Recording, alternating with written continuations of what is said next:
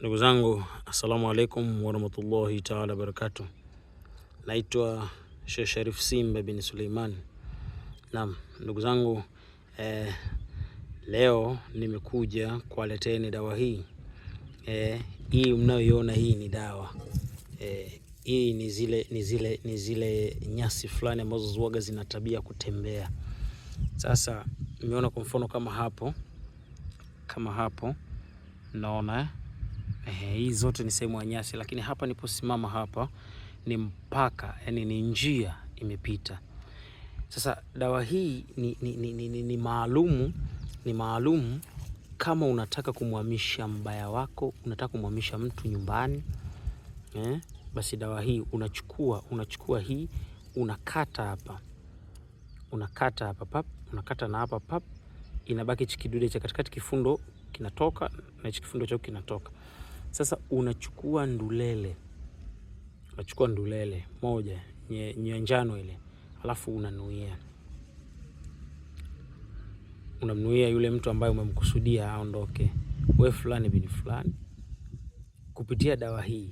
Lakini nimesahau kitu kimoja, kwamba ukiwa unataka kukata hii dawa, uhakikishe kwamba iwe imekatisha njia. Yani kwa mfano kama hapa umeona kwa mfano kama hapa imekatisha njia, imeenda hivi. Yani njia ilikuwa watu wanapita, sasa hii ikakata njia ile watu walikuwa wanapita.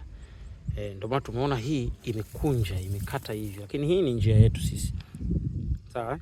Sasa unachukua ambayo imekatisha njia, ndo nzuri. Alafu unasema wewe fulani bin fulani, kuanzia leo kama dawa hii imeweza kukatisha njia, na wewe ukatishe kwenye mji huu uondoke. Umeona hii ilivyokatisha njia, bado inatembea.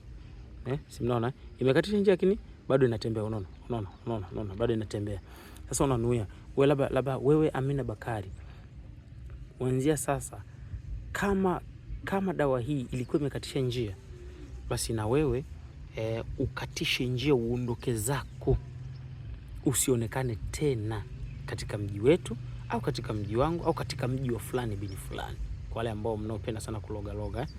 Alafu unachukua sindano, unachoma kwenye ndulele moja, ili ipatikane njia, alafu unaichomeka hii. Kwa hiyo nimesema utakata hapa, utakata pap, kifundo kitaondoka, na hapo utakata pap, kifundo kitaondoka, itabaki hii ya katikati. Ndo ulivyochoma pale na sindano umetengeneza njia. Kwa hiyo hii unaenda unaichomeka pale, alafu unachukua ile ndulele, unaenda unairusha kwenye ule uwanja.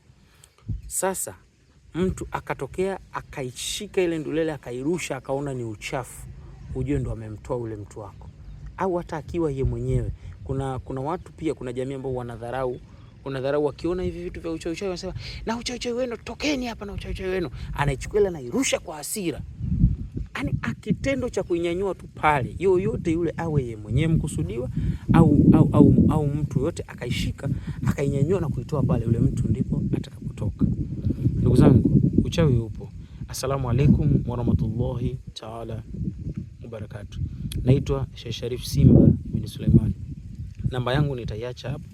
Kama una changamoto ya mambo ya uzazi, una changamoto ya nyota, una changamoto ya kupoteza kazi, una changamoto ya uso wako hauvutii kwa watu, tunaita face attraction, basi mivuto ipo kibao tu.